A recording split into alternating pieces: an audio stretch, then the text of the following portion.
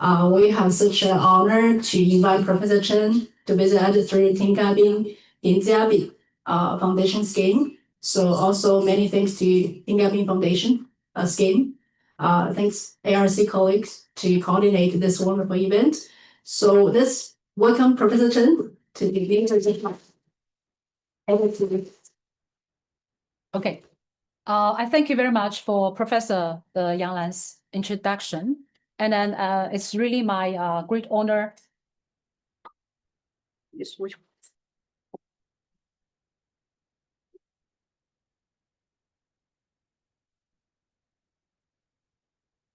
Or whether it works or not. Okay.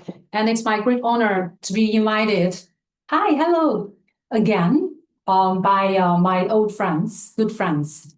And then so I have to express my sincere thanks to Professor Ming Cho, Professor Yang Lan, and on behalf of ARC at the Education University of Hong Kong.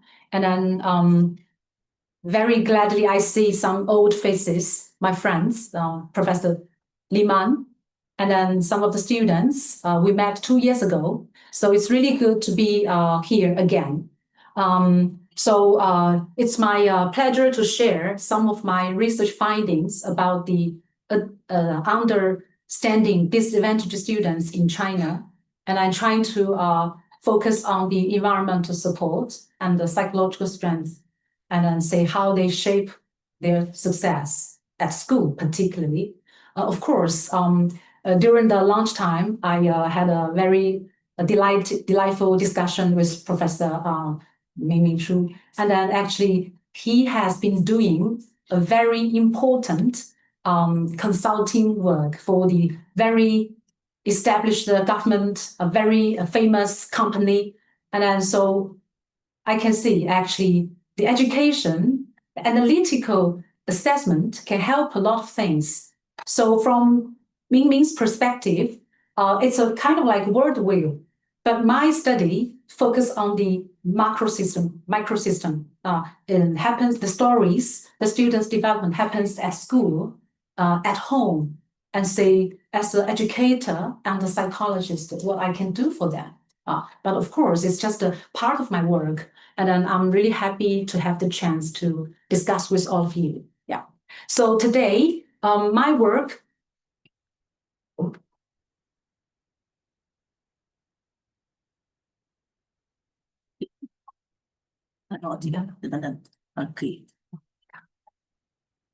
Yeah, I will cover the 5 sections.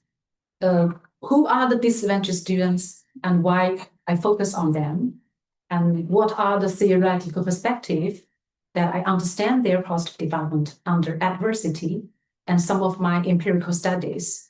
Later on, I would like to share the stage with all of you. Let's discuss about what we can do for the future research as well as for the practice. So who are the disadvantaged students? Of course, we can have different kinds of definition, but I borrow the criteria from the PISA, OECD. And then PISA measures the index of economic, social, and the cultural status, and combine them to classify students in different financial conditions. So as we can see, it includes parents' education attainment, parents' occupational status, and home possesses. So those who in the bottom 25 of the ESCS within their countries and economy can be defined as the disadvantaged students. So there are typical characteristics of these students. For example, the parents have lower education. As we can see, only 14% of the parents have the tertiary experience. And then they more often work in the elementary and semi-skilled blue-collar jobs. And then they have few home resources and less access to study-based educational software and computers, so on and so forth. So based on this definition, let's zoom in the Chinese context, and we can at least classify or identify 4 groups which can be related to or belongs to disadvantaged students. The first one is the rural to urban migrant children. We can see due to the hukou restriction, or we can see household registration, they have the limited access to public education, social services, healthcare, etc., etc. And the second group is students in Western China. Because of the region economic underdevelopment, lower education resources, and even under-resourced schools, like the teacher quality, like the school equipment. So they are facing disadvantaged conditions. And the next group is the first generation university students. So what is first generation? Actually, the first generation is related to the continuing generation. It's the very popular index using in higher education, classify or picture students' social class. So this first generation university students, because of their previous family condition, their previous education experience, they may not familiar with the higher education environments. So they are facing kind of like the barrier in study, in interpersonal relationship, and even in the communication with the professors. So these three groups are the very unique or typical disadvantaged students in mainland China. And generally, there are some children from lower family economic status, with say lower SES families, and they can be called disadvantaged students. So from the OECD perspective, those students are facing barriers due to social, economic, or cultural conditions. And namely, they have the limited equal access to quality education. And then are these disadvantaged students mostly due to the SES? We say largely yes, but not entirely. We see family SES is central. However, this condition is embedded in the multi-level system of structure and ecological disadvantages. For example, policy structures, the hukou restriction, the institutional bias, those barriers faced by the first generation students, and the cultural expectations. For example, our Confucius ideal, the filial piety, and students or children would love to sacrifice their own needs to meet parents' needs, to study for the honor of the parents, for the honor of the home. These are the multi-level system that I mentioned. So we have to bear in mind the important nuance about disadvantaged students. These disadvantages are not inherently. It's not the individual deficits. It's because of the structure bias, the policy structures, this kind of macro system, which put them into a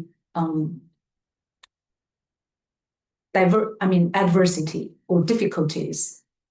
Well, so why focus on disadvantaged students? Based on the slides I presented, we have the very strong argument or reason to do research or to care about them. But let's zoom out and we look at the things from the global perspective. I would like to share some of the results from the PISA, and we can see the first slide is the snapshots of socioeconomic disparities in academic performance. This is data from 2021, if my memory is correct, and it's about students' academic performance. So as we can see, the first column in red is the OECD average, and then the first row in red is the OECD average in two kinds of resources or results. The first column in red is the how many percentage of the variance of students' performance can be explained by the index of the ESES. The second column in blue is the resilience. It's the percentage of the disadvantaged students who have the academic resilience. So we can see those developed countries, the students' performance can be largely explained by their family economic status, family SES, and the percentage is higher than the OECD average. But meanwhile, their academic resilience of the students who in the disadvantaged conditions, is lower than the average OECD level. So this is the results for the developed country. How about the Asian countries? Let's see the next slides. We can see things was in the opposite condition. So for the Chinese students, including Macau, including Hong Kong and Chinese Taipei, we found actually the performance of the students, which can be explained by the index, was lower than OECD level. However, those students who are the disadvantaged group, they have the strong personal strengths because they have the larger amount of resilience, which is higher than the OECD average level. So this story tells us, like, actually, the students' disadvantage wasn't inherently. It is because of the structure bias. It is because of the deficit in their environments. And then let's move to the well-being, the results of the students' life satisfaction and the meaning in life. This is data from PISA in 2018, and starts from that time. OECD starts to measure students' well-being, and they're using the 10-point Likert scale to divide its students into 5 groups: those not satisfied, somewhat satisfied, moderately, very satisfied. And then in the end, they combine the latter 2 groups into a 5th group, that is the satisfied group. So let's see what happens to the countries included in this PISA study. So this is the results. And then when we zoom in, we can find in the middle, the column, the B, the column labeled B is the differences or disparities between advantaged and disadvantaged students, how they reported their life satisfaction. And the positive differences was using the blue color to indicate. So we can see actually for BSGZ China, the Beijing, Shanghai, Zhejiang, Jiangsu, the 4 provinces. And then for the Korea, Chinese Taipei, Hong Kong, and even Macau, we can see all the advantaged students, they rated higher level of life satisfaction, meaning life, than those disadvantages. So this is a very harsh condition, very harsh case. And then they investigated 70 countries, and we can see 49 countries have the same or similar results. And then there's another rectangular 56, the number of 56 that I did not cover by my lecture, but is also a thing that we have to pay attention to. It's the gender differences, which means girl students rated much lower than boy students in the life satisfaction. So this is the gender differences that we have to focus on in the next step. And then to some extent, the male students, we can see they are also in the disadvantaged condition, particularly when they are studying math. We have the math stereotype for this type of students. Of course, I want to go deeper in this kind of thing. So what the data tells us? The data tells us, actually, generally speaking, many of the students all over the world, when they were 15 years old, they rated their life satisfaction in a kind of like not bad way, moderately satisfied or satisfied. However, the disparity between gender, the disparity between advantages and disadvantaged students have to be paid attention to. And then another thing we have to notice is that when students feel satisfied with their life, they are more likely to have the good reading scores, good learning performance. But the harsh thing is, between 2015 and 2018, the share of the satisfied students shrinked by 5%. What does it mean? Which means the students feel unhappy with time goes by. And what happens? We have the higher development technology. We have lots of facilities, but students facing this kind of emotional unhappiness.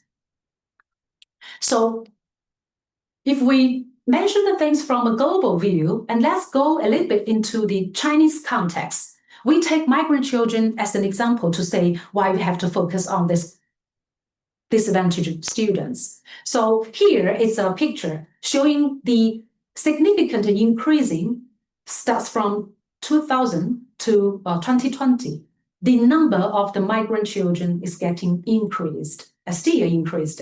And those children who are affected by the migration, those moving into the receiving cities, and those left behind in rural area and in the towns or cities, I mean, the number did not get decreased. So which means many of the children, they affected by migration, they accounted for more than 40% of the total child population in China. And starts from 1980s, they are facing the right to equal and quality education.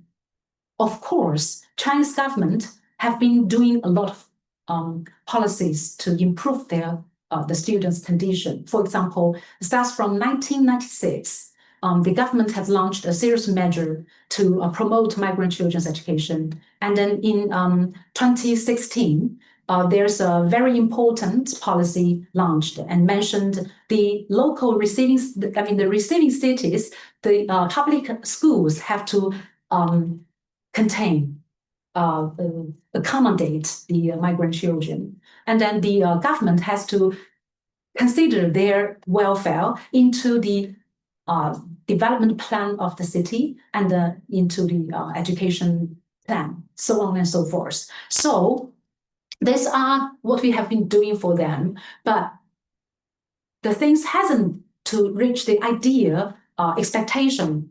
So we can see in maybe the data is a little bit older. In 2017, the 15.07 million of migrant children, they were enrolled into the public local public and junior secondary education, counting for 28% of the students in all the receiving cities. This is a huge improvement. And then in some eastern provinces in eastern part of China, things is much better, like 58.3% of the migrant children, they can attend the local primary and junior secondary school. And the thing is, when the migrant children, they stay longer in the receiving cities, we assume they can be adapted well to the local life. However, some of the students, they still have this kind of identity. They don't think they are the local citizen. They still think they from the rural area. They are not local people. So how can we help to change their identity, make them feel better, be adapted to the receiving cities is also another issue to be considered. Well, so their developmental trajectory, their positive development are all the concerns of educators and the psychologists. So not only me, many of the domestic and international scholars, they have been doing research, trying to find the ways to help them. So based on my limited experience and limited theory, I would like to share some of the models and then the research findings. So the first of all, I would like to show two models based on my research, based on the theory, which related to the positive development of disadvantaged students. Before I present the two models, I would like to share an umbrella theory. I call it biological model of human development, proposed by Bronfenbrenner and his collaborators. It was launched in 1977 with the long-term development. It's become a very important developmental theory for psychologists and educators. So in this model, we can see children is in the middle, and children are the active player of their development. So we have to say they have the strengths, but meantime, they are living in the nested environments from the micro to the meso, exco to the macro system. So each layer of the environment can have the influence through the macro system. So for them, family, school, peers are the very important environmental factors which can shape their development. So based on this umbrella theory, I'd like to propose my theory or my model, which still is on the testing. The first model, I call it integrative model of students' development from distal environmental to proximal personal factors for students' achievement and well-being. And then here, I focus on the two macro systems. One is the school, the other is family. For school, I pay attention to teacher support. And for family, I pay attention to parental behavior. like their supporting and their controlling parenting behaviors. And I think the environmental support has to be transferred into students' own power, own needs, own motivation, which can eventually bring changes to their development outcomes, from the learning motivation to their academic performance, and even to their well-being, like subjective well-being, psychological well-being. And the second model, I call it a compensatory and promotive model of student development, and the function of individual psychological resources or strengths. Based on my slides presented just now, I quite impressed by students' resilience, their personal strengths in their own development. So, and derived from the Bronfenbrenner's model, I mean, the belief that children has to play the active role in their own life. So what are the psychological strengths which we can find in students, among students, particularly among those disadvantaged students? So they are facing the contextual disadvantage, family SES, the hukou of migrant status, the region, the first generation university status. These are the contextual disadvantage. However, on the one hand, this contextual disadvantage can go through the psychological resources which influence their development outcomes. Meanwhile, some of these strengths or resources can have the moderate effect, which can release or buffer some of the disadvantaged outcomes. So these are the two models that I'm going to guide. I'm going to enrich or build up with more and more data and see what are the psychological strength resources which make the most matters for the students. Now I found something like the grit, like this mode of self, the self-scheme, and the mastery goals. And I'm working on the incremental beliefs and some others like the Chinese value, traditional value, the allegiance, the integrity, even the self-preservation. So many of the results are on the way, but here I would like to share some of them. So the data was from the three parts of the areas in China, Nanjing, Shanghai, and Lanzhou. Nanjing and Shanghai are the two places. They belong to the Yangtze River Delta. They accommodated huge amount of migrant children, as well as their parents. And then the Western China, I get the data actually based on one of my national projects. And that's the data was collected like several years ago, 10 years ago. And then I went to Lanzhou Normal University, and some of the other districts around Lanzhou. I get the data from middle school students, elementary school students. So the data from this three parts of areas, and then I'm using different methods to make sure the research findings are reasonable and scientific. First of all, I try to using longitudinal research design to say the development trajectory or even the outcomes which can follow the time slot. And then the perspective research approach on some of the condition. If I cannot get longitudinal data, I may use the theory-driven research design to collect data in different time slots.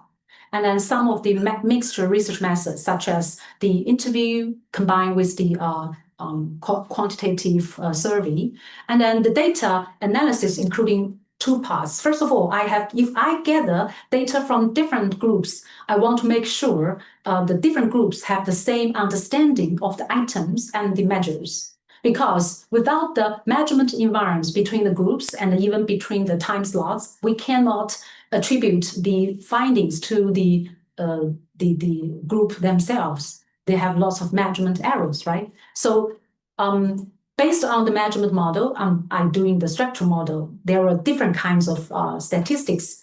I don't want to go details. I just want to make sure all the findings are based on the scientific research methods, and I try to make sure they can tell the story in a reasonable way. So for the first model, okay, there are other mini series which I used to integrate into the model, including the approach, the achievement goal approach, and the basic psychological need theory from the SDT. And then even the hierarchical model of treatment of motivation, just like Joe mentioned, I'm doing research on motivation. So these are the two very big theories in motivation. So you can find in the model, the factors that I choose are related to achievement goals and need satisfaction. So we can have different research or many research interests related to the first model. For example, is the integrative model applicable for Chinese students, including those advantaged in explaining their learning outcomes and well-being? Are the treatment motivation constructs, such as need satisfaction, achievement goals, as the work as the proximal process, which contribute to students' development? And does the environmental factor function as the distal factors, and which goes through the proximal process of treatment motivation? And then does the mediating process work equivalent across different student groups? And then when we taking the covariate into control, including the demographic variables as well as the social desirability, are the results stable, robust or not? So this is just some of the research interests that are listed. So there are 4 studies, mainly related to the first model, and I will focus on the second and the third one because of the time limits. So the second one, the impact of maternal autonomy support and the psychological control on migrant and urban adolescents' academic outcomes and well-being. So this is the hierarchical, the conceptual model. I'm sorry. What happened? Okay. The hierarchical or conceptual model, and then the 2 models share the same frame, but the data collection design or the timeline was pictured like time 1, time 2, time 2. So we can see the different variables was collected in different time slots. And then as a longitudinal study, although it's 2-wave, the longitudinal data set, I try to control the outcome in the first time slot and say how the variable in the first time, like the mother support and mother psychological control, works through the motivational variables into their outcomes. So this is the framework of the study 1 and 2. So in terms of study 2, I collected almost 1,000 students from 7 middle schools in Eastern China, Nanjing and Shanghai. And among them, about half are the migrant children and half are the urban children. And they study in the same school, in the same district. So that's the reference group I trying to bring into the study, because I always want to say, when we talk about the disadvantaged students' development or positive development, what are the reference group we mentioned? When they compare to their urban counterparts, what are the story would be, right?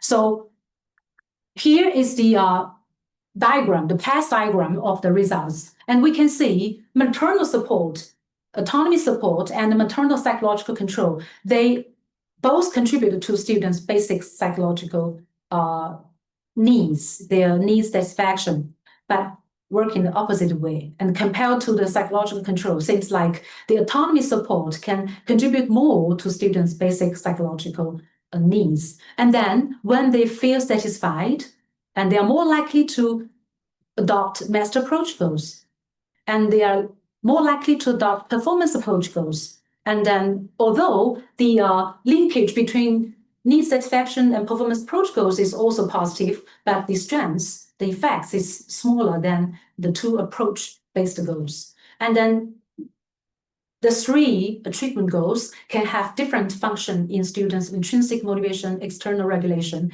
as well as their well-being, like the emotional problems, conduct problems, pro-social behaviors, so on and so forth. So this is a diagram, but through the diagram, we cannot see exactly the mediating function of different motivation constructs. So let's move to the table. So the table 1, actually, I'm naming it table 3 because it's just following the full research flow. So here, the table, we can see there are different mediation played by the achievement goals. Let me use one of them, like indirect path 4. As an example, we can see this parental support, maternal support, can transfer to students' basic psychological needs, make them feel satisfied in their competence, autonomy, and relatedness. And then, if they feel satisfied, they're more likely to adopt master approach goals. That is, they're more likely to learn knowledge, skills, to develop their competence, no matter how many mistakes they make. And then eventually, they were more likely to have the intrinsic motivation, learning on the sake of the study itself, rather than external rewards. So,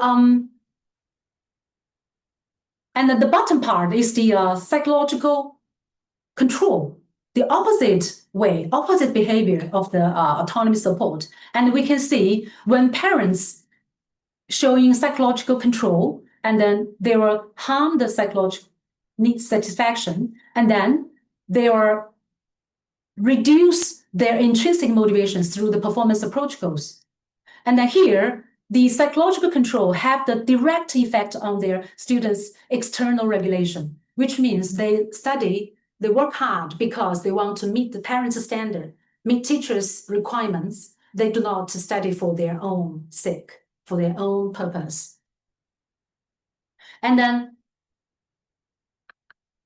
let's move to the well-being outcomes. And actually the story share the same pattern. When parents give support, autonomy support to students, to children, they are more likely to showing prosocial behavior, less likely to have the conduct problems. And then if parents give a lot of control to their children, they are more likely to reduce their prosocial behavior, and then they're more likely to have the emotional problems like the anxiety, depression, more likely to have the conduct problems like the fighting, quarreling with peers, and aggressive behavior. Yeah. And then, although the academic outcomes and the non-academic outcomes, they were investigated in 2 different models, but they share the same pattern, and then their development relies heavily on the motivation. In the past, people will say, we study motivation because motivation is good for students' academic performance, their learning outcomes. But I would like to say, it's not the true story and not the whole story. The whole story is when we promote students' needs of action, when we promote students' approach-based achievement goals, they are not only to have the better performance, but also have the better well-being. So that's the power of the motivation. Even it's the competence-based, even it's the school context-based. But for students, because most of the time they study, they stay at school. So they're dealing with their learning activities. Meanwhile, they are shaping their well-being. They feel whether they're satisfied with their life or not, whether they feel happy about their daily experience or not. So I think when we focus on the mediator from the motivation perspective, and it highlights the importance to pay attention to students' motivation. Why I said so? Because in mainland China, the very harsh situation is no matter students has intrinsic motivation or not, they have to study. They have to study. No way, no other way. So if they have to study, why shouldn't we make them study happily, right? Yeah. So in the past, I'm just doing research, but in recent couple of years, I'm thinking I have to go to the school by myself. I will bring my students with me. I even have this plan, starts from this year. I will go to the elementary school, middle school, and then I will tell the teachers, tell the principals, tell the students, what is motivation? Why we should have motivation? I have this one case that happened 5 years ago when I collaborate with one of my colleagues from the education department. and she has the case study. So she invited me to join, and we go to the school, and we have regular meeting with the teachers, regular meeting with the principals. We let them know what SDT is, what a psychological need means, what motivation, approach-based motivation means. And then through this regular meeting, and then the teachers and principals get more a sense to students' motivation. And that's the good school. But how about the poor, the schools in the poor district or in the undeveloped district? So I think they need more knowledge and skills about motivation. So this is the significance, I think, at least my study can bring into the reality, the one part of the heuristic meaning that I reflected. So here is the some group differences between migrant children and urban children. It's very interesting. I will use the first part as an example. We can see, compared to the urban children, basic need satisfaction matters more for migrant children. If their need is satisfied, they can more likely to have the master approach goals. And then they can also more likely to have the performance approach goals, which means I want to outperform others, no matter what conditions I came from. Yeah, and then so compared to the migrant children, urban children have a strong effect in a different paths. For example, when mother give more autonomy support to urban children, they are more likely to have the need satisfaction rating. And then their outperform others goals are more likely to bring intrinsic motivation to their study. So this happens to the mental health outcome. So I won't go through details, but through this, we can see when we taking care of urban children and migrant children, when they study, even if they study in the same classroom, in the same schools, but because of the story, because of background, they build into the classroom, we cannot treat them like the homogeneous group. If we build up or design some intervention program, we have to focus on each group's needs, each group's characteristics. So this is the study that make me reflect in the second place. Well, the next one is the second study that I want to mention based on the first model. And this study was related to the college students in Lanzhou Normal University. And then this was conducted many years ago. I worked with Professor Andrew Elliott and Ken Sheldon, and then we trying to present this well-founded data, because many of the study published, they focus on the students in the developed regions in China, Beijing, Shanghai, Guangzhou, Guangdong, etc. But the Gansu, the western part, is seldom be covered. So this data is kind of like compensate to that aspects. So what are the results? So we can see master approach goals and performance approach goals. They are the partial mediators of the link between autonomy and the competence needs support, which means in classroom, when I think I have the table, I'll show the table later. And then the statistic evidence was not obtained for the mediation role of performance avoidance goals. So as we can see, the approach goals is more likely to serve the function of the the students from the Western part, but performance avoidance goals wasn't work as the mediator. What's the reason? What are the possibility to explain the results? So from this table, I have many tables. From this table, we can see NCOM, NAUT, NREL, they represent to the need for competence, need for autonomy, and need for relatedness. As we can see, when the teacher in class, they can provide competence support, autonomy support, and relatedness to students.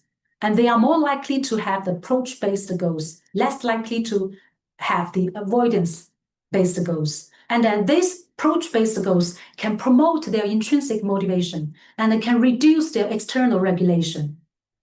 So we can see no matter students live in the western or eastern part of China, seems like the teacher, if they can provide support for students and they can do a good contribution to students' learning outcomes. So these are the two studies that I want to introduce related to the first model. And then let's go to the second model. The second model is the psychological resources that disadvantaged students have and what are the function of them. Can they buffer the disadvantaged condition? Can they bring the benefit to students' learning outcomes and their well-being? Let's see. These are the questions that I just mentioned, so I will quickly go through it. So there are two studies. One is related to grit. As we all know, grit is a character strength. Proposed by Duckworth. Actually, this is not a quite new concept. It resides into different cultures. Even in China, we also have this grit trait.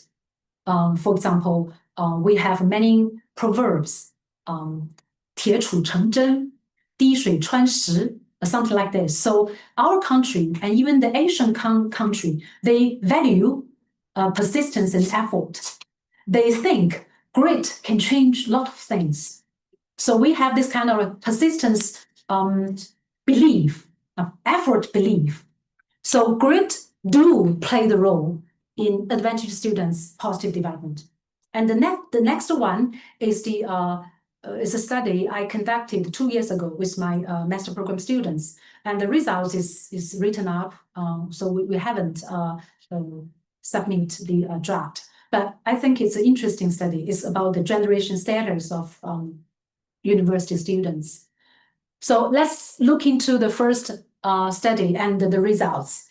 So the theoretical framework, not only including the Bronfenbrenner's model, but also the character strengths perspective, the shift from deficit to access-based framing, and then the resource substitution hypothesis. What exactly it is? It mentions resources such as personality traits are more silent for students from fewer alternative resources like family background.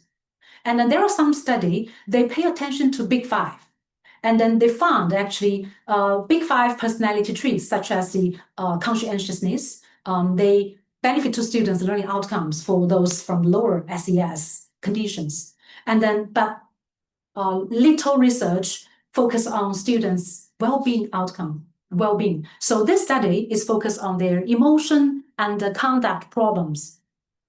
So I surveyed about 1,015 elementary school students, and then most of them are migrant children, and some of them are urban children. And it's a longitudinal study. The data was repeatedly measured in time 1 and time 2. Actually, it's a 4-wave data set, but because the variable that I examined was only added in the second time slot. So this is, I just use the 2 time slots data as the longitudinal research design. So we can see students report questionnaire about grit at week 2 and mental health difficulties at week 2 and 3. Actually, the week 2 is time 1, week 3 is time 2 in this study.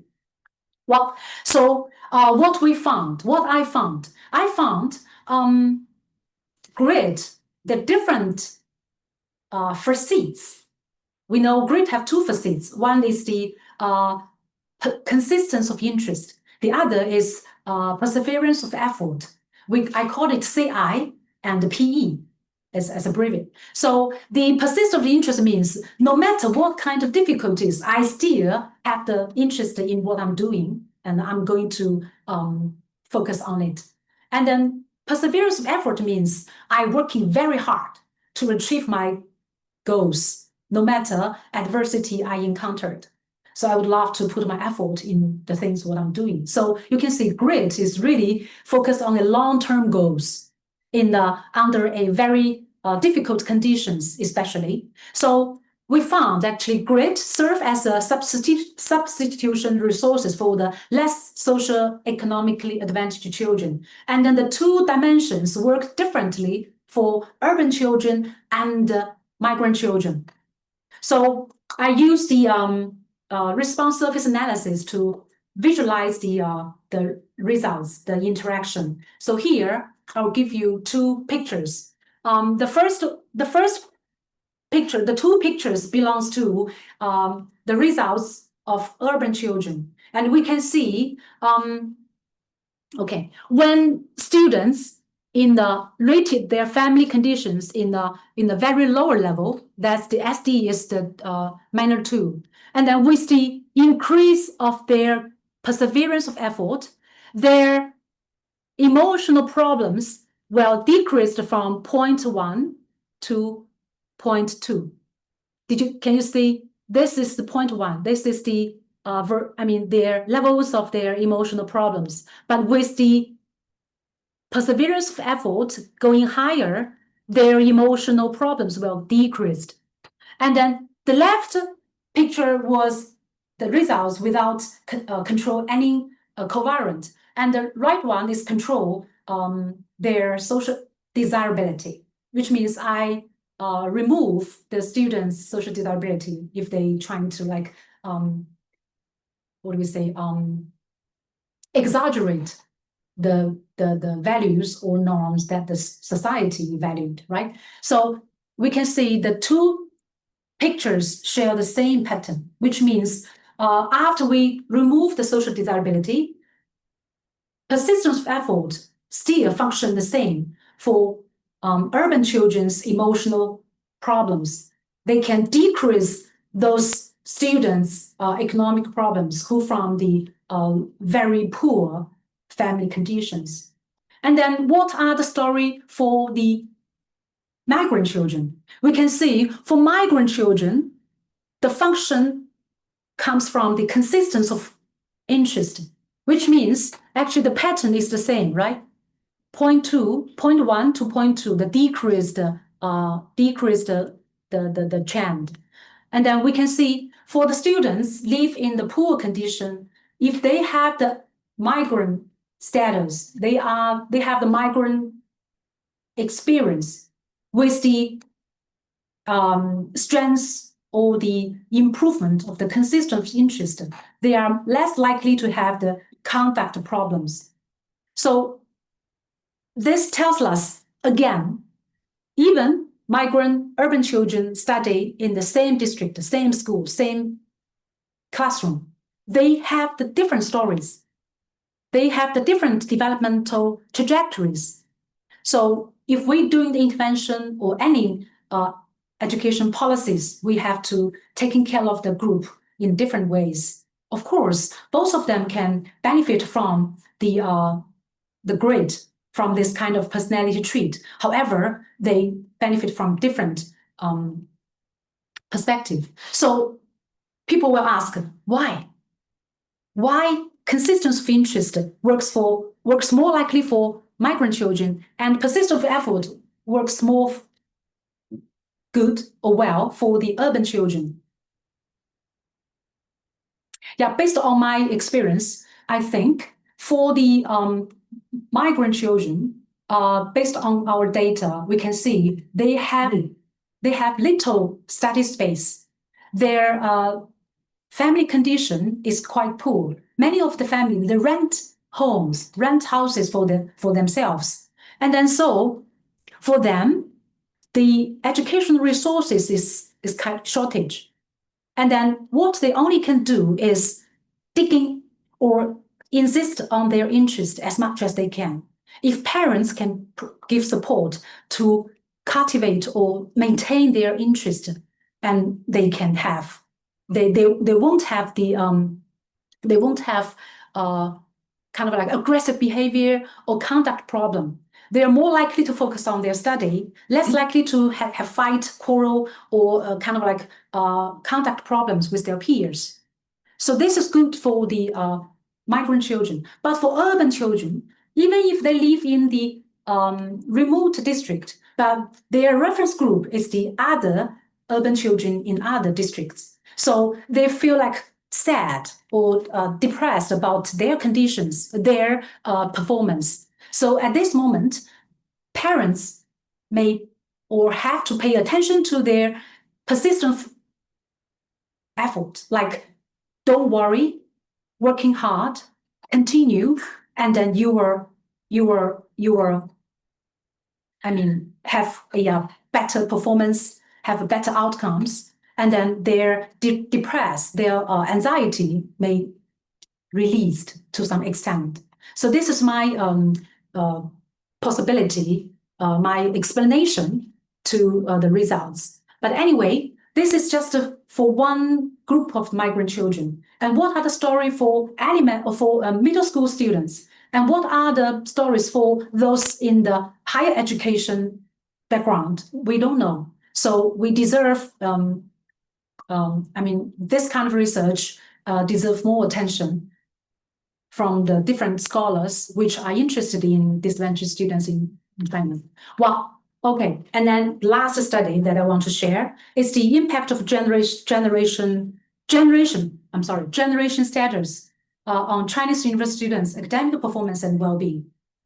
I don't know how many times I still have. Maybe half an hour. Half an hour. More than half Half an an hour. hour. Oh, more than half an hour. How many times I still used? I'm using. You could Half an hour? spend 15 minutes. 15 minutes because we need to play some buttons. Okay, I'll go quickly. Okay, wow. So actually, generation status is the first generation, continuing generation that I mentioned. It's the social class indicates in higher education, scholars often used. So for FG students, that's whose parents have not obtained a bachelor's degree, and the CG students is at least one parent has obtained a bachelor's degree. So in mainland China, we have the different cases from the situation in Western society. In Western society, many of the students are from the FG background, but CG background. But for our university, many of students have the FG background. They're from the first generation status. So the generation status actually have a kind of the relationship between generation status and student development have some debate. The debate was based on the context of the higher education expansion. So in, I think it's the 1990s, Chinese government expand our higher education. And so nowadays, almost every student can go to university, can go to,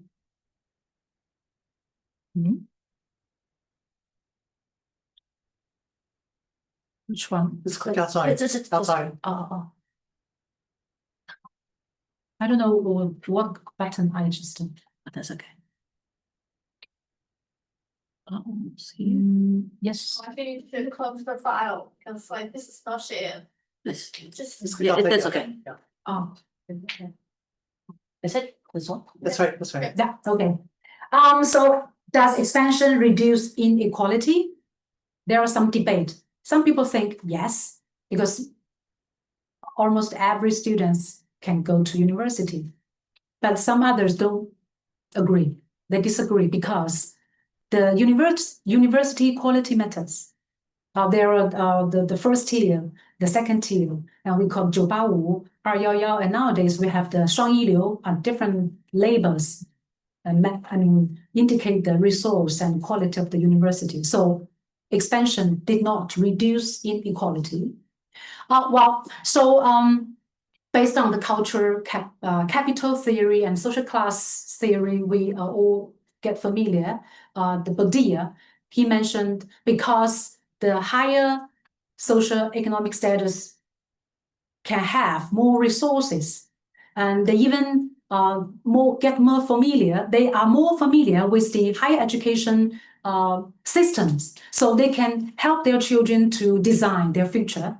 They can help their children to navigate in the university. But for those parents from the lower SES status, they do not have this kind of experience, and their lack of the family resources, education resources. So the social capital theory showed us general status will have impact on students' development. And then, how about self-esteem? So students from different family backgrounds and the parenting style, parenting behavior will shape how they perceive themselves, perceive their relationship with the others and the world. So there are two types of model of self. One we called independent model of self. And independent model of self, they emphasize uniqueness, pursue own interest, taking care of own path.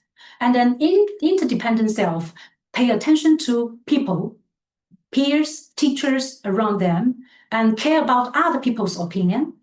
They work hard for family, for community. So these are two different types of model of self.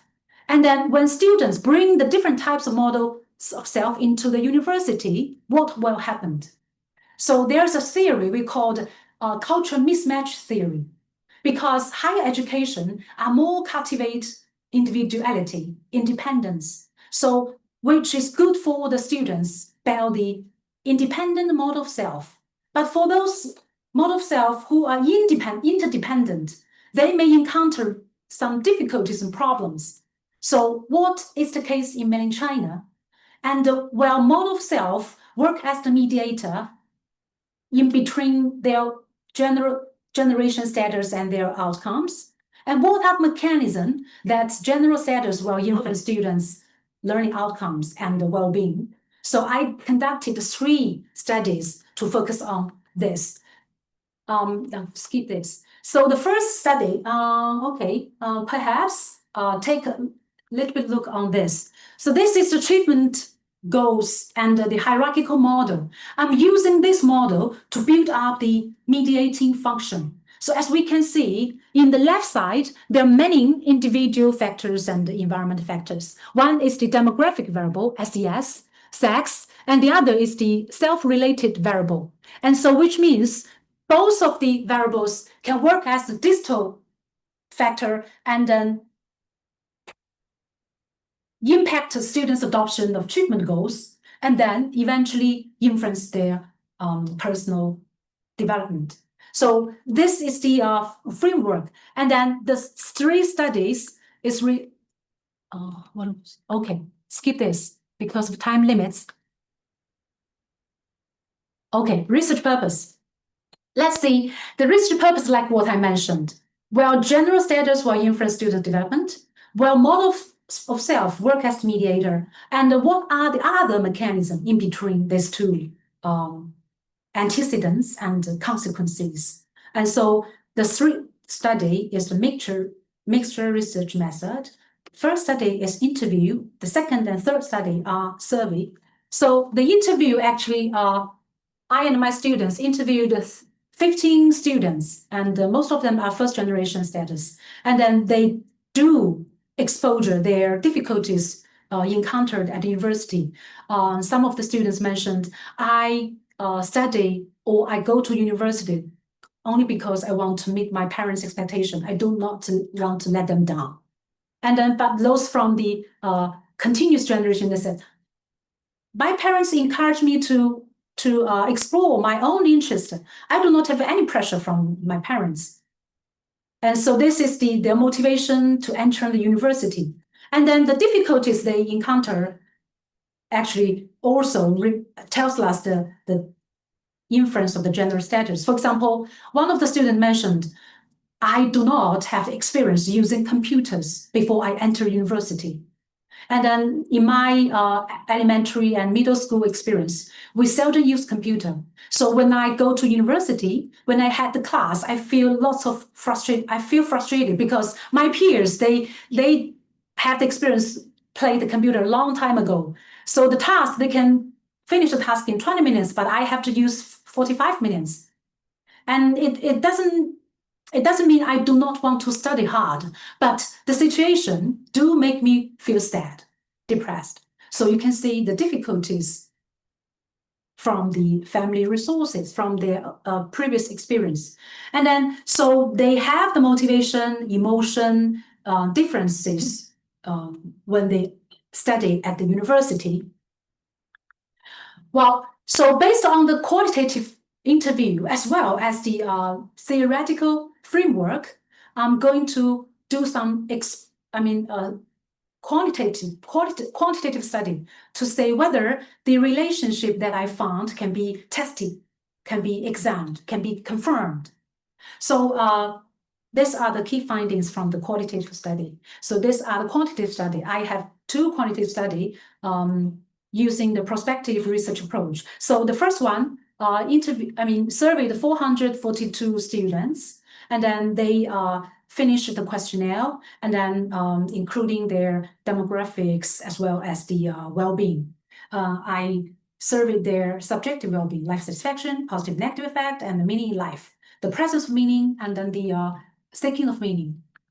So what are the results? And then here are some of the comparison between the demographic variables. We do find male students, only 1 children, and the urban children, they're more likely to have the higher levels of adaptive outcomes than their counterparts. And then when it turns to the associations and predictions, now we can see the average students had lower scores on independent self. But interestingly, both of the group, they do not have significant differences on interdependent self, which is different from the results in the Western society. In the Western society, they found the students from the continuous generation, they are more likely to have the independent self and less likely to have the interdependent self, which vice versa for the FG students. But this is not the case in China. So what are the possibility? What are the explanation? And then we can find the general status do make difference for students' development. If a students from first generation, they are more likely to have negative effect, and then they're less likely to have the positive effect, life satisfaction, meaning life, compared to their continuous generation students. And then the interesting things is the mediating. This is the prediction I just mentioned. So the highlight part is the how the generation status and the independent and interdependent self influence their well-being.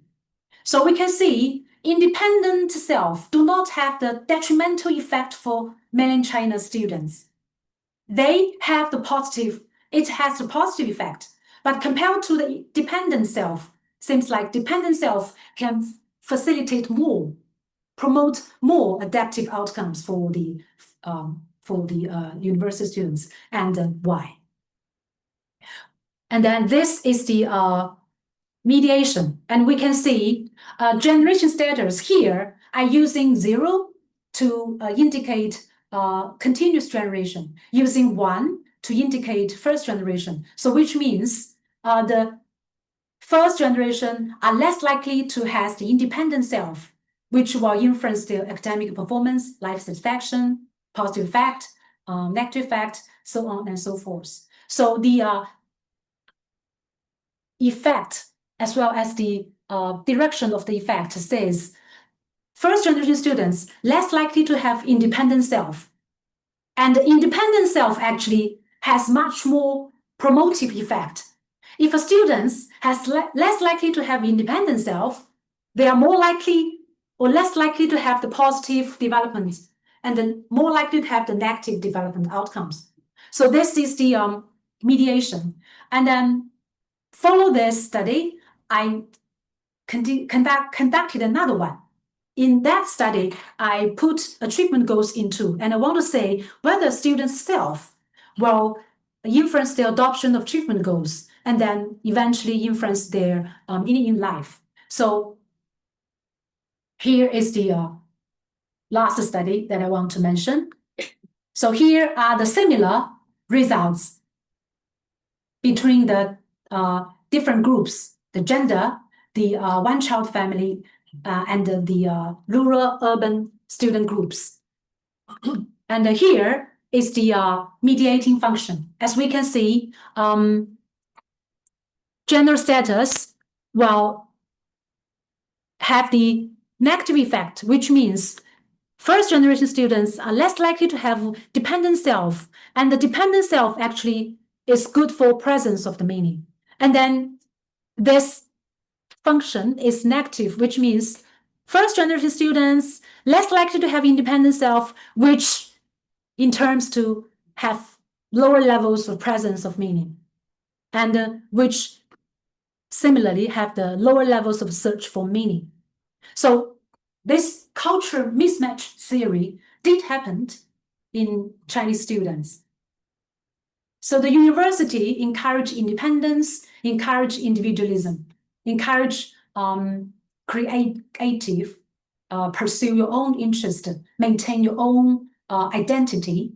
But those students from the lower family socioeconomic status, or we call the first generation, their previous experience do not prepare them well for the entrance into the university, and which brings us the heuristic meaning, like how can we make them ready when they enter the university and reduce their struggling negative experience during their study is the educators and psychologists have to pay attention to.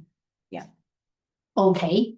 So this is for the sequential mediating function. And as we can see, the independent self, as well as the positive linkage between independent self and the mastery approach goals, matters most for students' meaning in life, which means the strengths characteristics for the disadvantaged students is grit, independent self, and their master approach goals. Is there any others? I'm sure there are. And I'm still on the searching for the character, the strengths, and then I'm wondering, perhaps someday when I found which are really good for what are really the strengths for them, and maybe I can build another model showing when we do the things from this perspective, and we can really help students from the lower family economic status, from the disadvantaged conditions. So this is my my purpose, my aim in the future. Well, so this is to sum up, like what I say. And one thing I want to pick up is the sentence in red. Inconsistently, interdependent self did not have detrimental effect on all outcomes. Why? My explanation is this: because we are the Confucius, we are the collectivist country. We have the value on the Confucius beliefs, and we pay attention to the harmony, people's interpersonal relationship. So the independent self is our base. We can see it's our base. It's just printed in our blood. So which means no matter you are from the higher SES background or the lower SES background, we all value that kind of character. However, if you want to get higher, positive development, if you want to get, you reach higher, you can see if you want to reach higher or have the bright future in the nowadays context, you had better integrate independent self into your base. And this is kind of like very harmonious balance for the Chinese and even Asian students. So we are not go the either or. We go to both of them, integrated both of them. So I don't know, it is a reasonable explanation or not, but this is what I'm thinking. And I think it makes sense to the disadvantaged students. So do not get rid of the interdependent self. They are one part of you. And the only thing you can do is enhance the independent model of self. Independent mastery approach goals. I mean, enhancing the grid, no matter the persistent values or consistent interest, and they will help you to navigate effectively in the school context. Wow. So I will skip this. And then for the research, 3 things. First of all, the conceptual models have to be refined based on the study, continuing study. And then the mediation, moderation have to be expanded.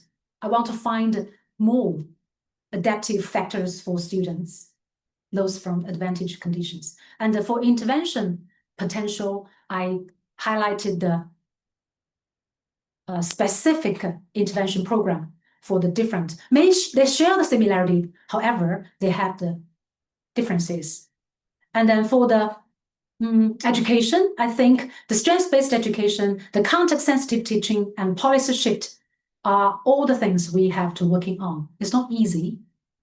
Like the lunch meeting I talked to Ming, we're trying to influence the policymaker, but it's not easy to let them listen to us, right? Yeah, unless you are Professor Ming Cho, then you can do that. But for Professor Chen, no, not yet, not yet. So my way is go to the university, go to the schools by myself with my students. We go to let them know, teach them, cultivate them, and then perhaps this is the only thing that I can do, I want to do.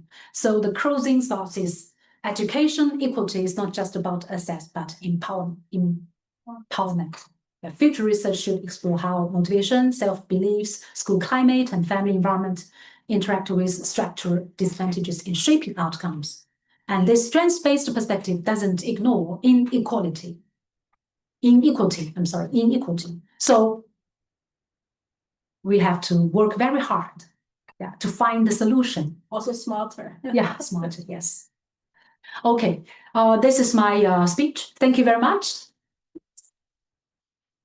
Oh, well, thank you It's so a much, long Professor Chen. Always say, well, so many wonderful stories.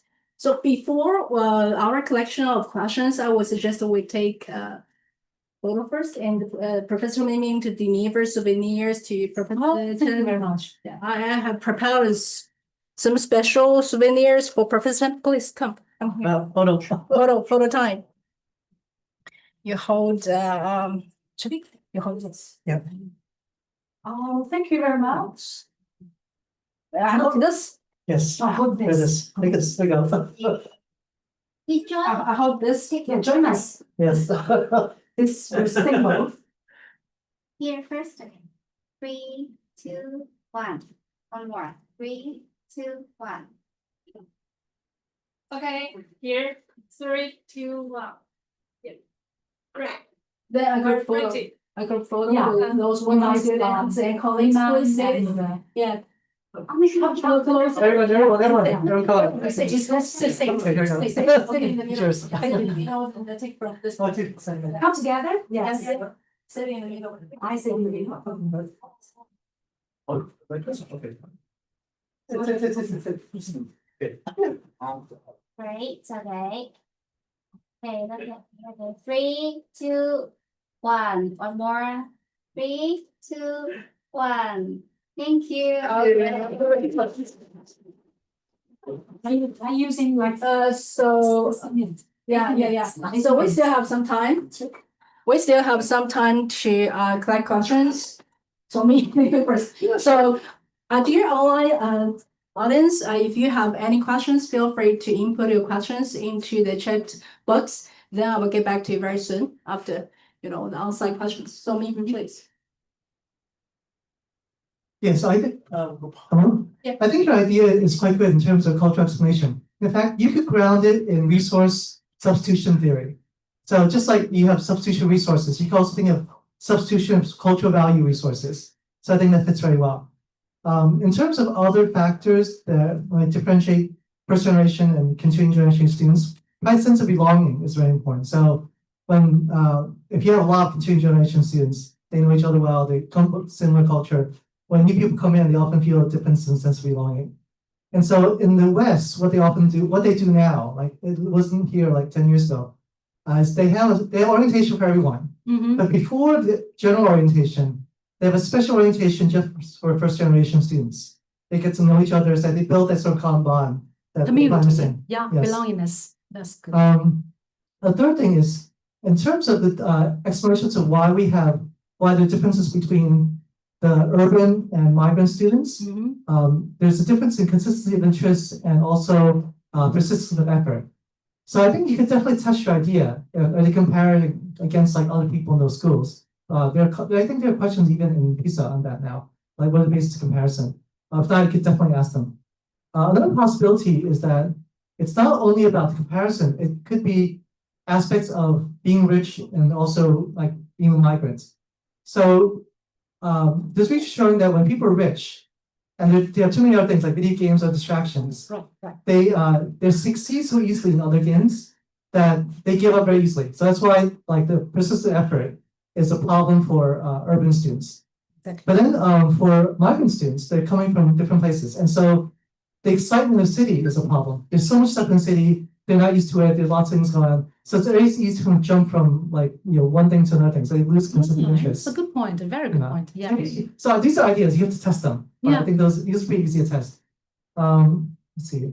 There's also a cultural issue in terms of results are very different from all our Western studies. So one example is that none of these factors predicted achievement in your first studies, whereas they typically do predict achievement in the West. So I was wondering if you have an idea of like why that might be.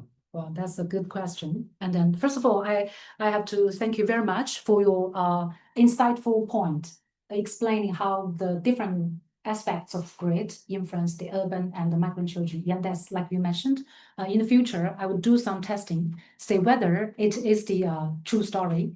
And the second question is about why the autonomy support and the achievement goals did not have the impact on their achievement. Yeah, actually, this data is the only one that I using the objective measures that I get the data from the school.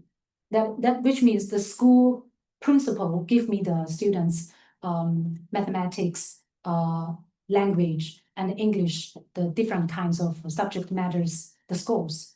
But it's very interesting, like the correlation or the impact from achievement goals to the academic achievement wasn't significant for middle school students, but for elementary school students, it is. So I don't know. Sometimes I'm just wondering, is this because the way we test the students is kind of like against or different from what we promote students to achievement goals. Like, for example, if we are trying to promote students to have the master approach goals, that means you master knowledge, you develop your competence, and then you do not afraid of making mistakes. But the measurement or the test in schools, they focus much more on recite the basic equations, knowledges, and it seems like they do not have that challenge to students' learning experience. So we want them to have these goals and to test the goals in their performance, but on the other hand, we do not provide the test to measure these kind of things. So I think we got to challenge how can we measure students' achievement. And then, so besides this data set, I have other data sets. I use the students to anticipate how they can achieve in their different subjects. And I found when we're using the anticipate achievement, seems like the linkage between achievement goals and the student academic performance is positive, is significant. But it's just one of my hypotheses. And then it really depends on the school context. Elementary school students and middle school students, even university students, they measure perhaps different universities, they focus on different things. Yeah, but that's really a good question. This is this very obvious thing that I found the difference in between my study and the Western results. Yeah, thank you, Min. So, Thank you. let's say, Thanks, Professor Chen. From a practical perspective, I was a head teacher in Guangdong in a high school, and some of my students are my grandchildren. Well, nice. Yeah. So from a teacher perspective, I noticed that you mentioned that we should not pay the students, migrant or non-migrant, migrant and local students, not the same, right? But I think maybe for us, the teacher to promote this strategy may introduce another inequity.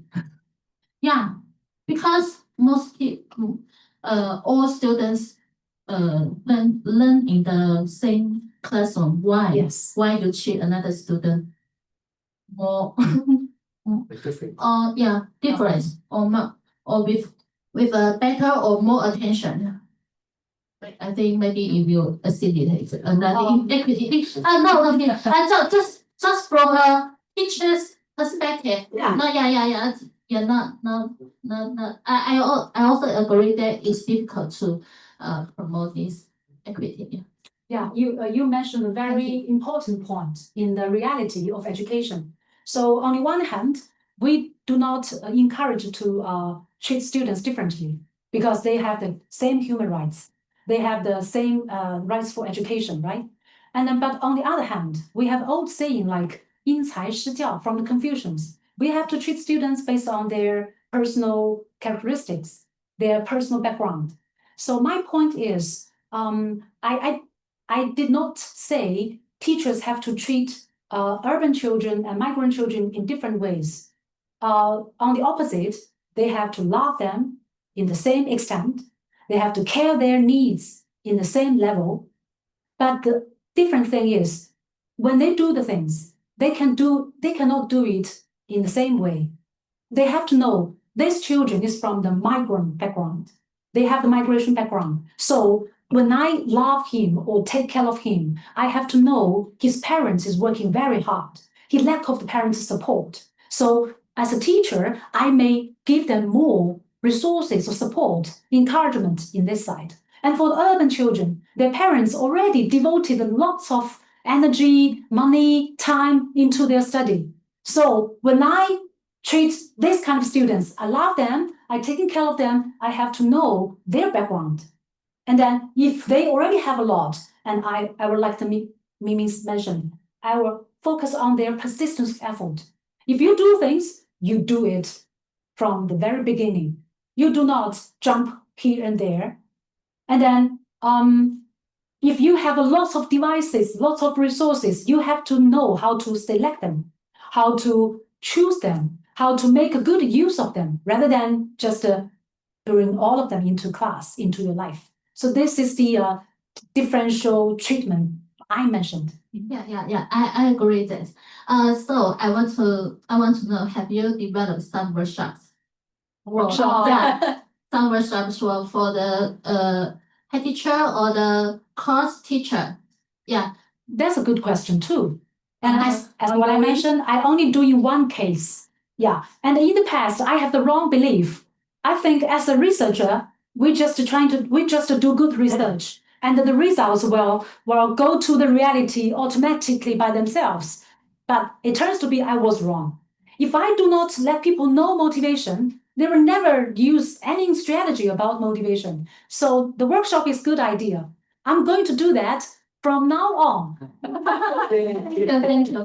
Yeah, I agree that the basic need certification. Yeah. Certification is really important because as a previous teacher, I just made some the need satisfaction, then the student feel more happy. Yeah, you see, you already do good things for the students. Yeah. And then I have some data actually make the need satisfaction more specific, because we have 3: need for competence, need for autonomy, need for relatedness. But in this study, I combine them into a general needs session. I think if I can go deeper, the paper was just is in all the way, and I found actually if teacher doing more things on to support their competence, and they are more likely to have the performance approach goals and the master approach goals.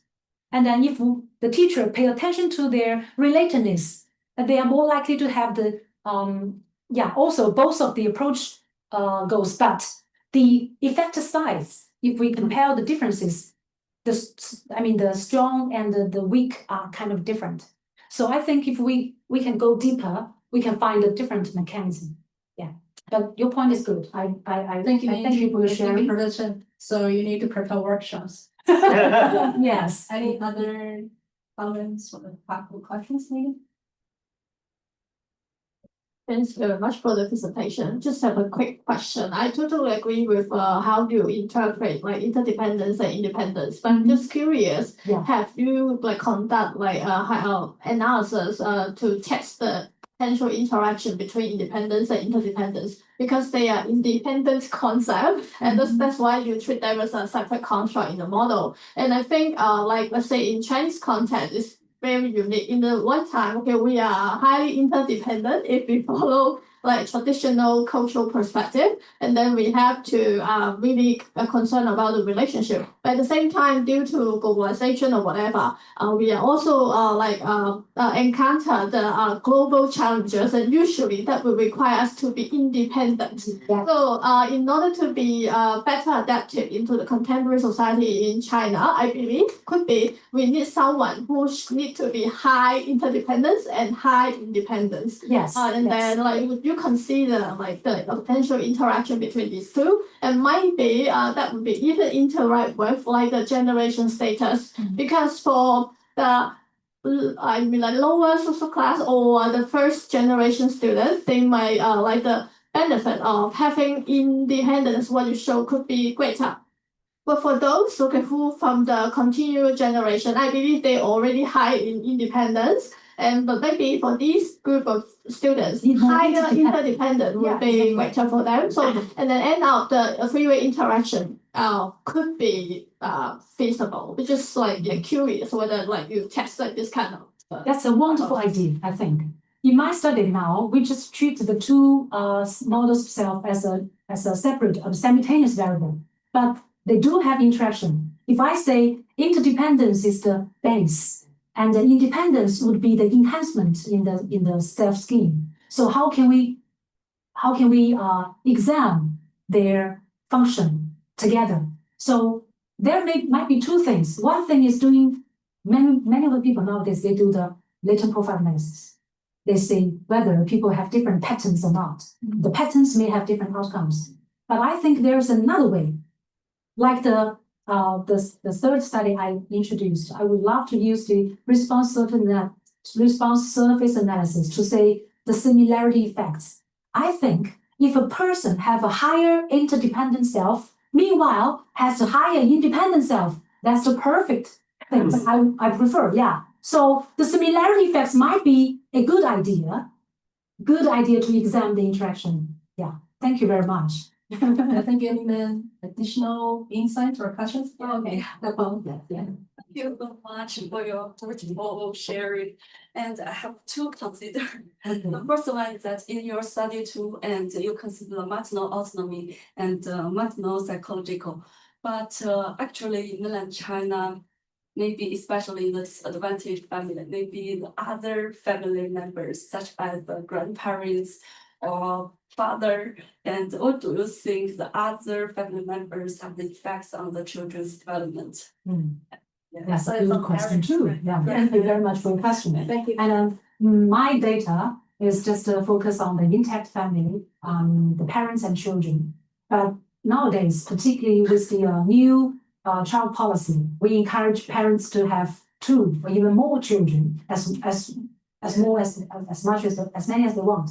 So in this intergeneration family, I think grandparents do have their contribution to their grandchildren. But the thing is how to examine the inference.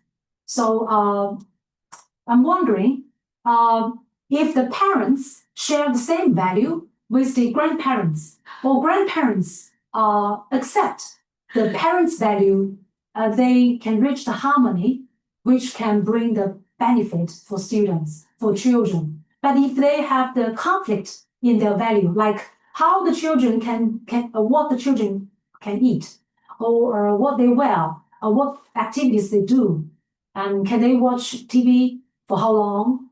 Can they play the iPad for how long? What kind of things like this? So if they can reach agreement, they can bring more benefits. If they have conflict, yeah, it's worse. Yeah, maybe it has the same socialization goal. Yeah. Maybe Yes. the children will have the better development. There are some study doing the parental goals from both the parents level and the grandparents level. Yeah, I think that's a way to examine the story. I quick comment on that. There's actually research on grandparents. And the grandparent lives with a child, the child scores lower. Because most grandparents have not had much education all around the world. Yeah. And so you didn't have grandparents who are not so educated as much as the parents, and then it's worse. And also, a second problem is that grandparents take up resources. Yeah. They typically don't add resources, they take away resources. So if they're rich grandparents, they typically live by themselves. So grandparents are typically a minus. Siblings are also a minus. Because then instead of having all the attention and resources for one child, we have to dilute it and divide them on multiple children. So other family members tend to make the child score lower. Cute. Yeah, any additional questions or comments from the audience with it? No? I need to go. Okay, so Dr. Locke. I you need to we go. can talk to you later. Okay, I'm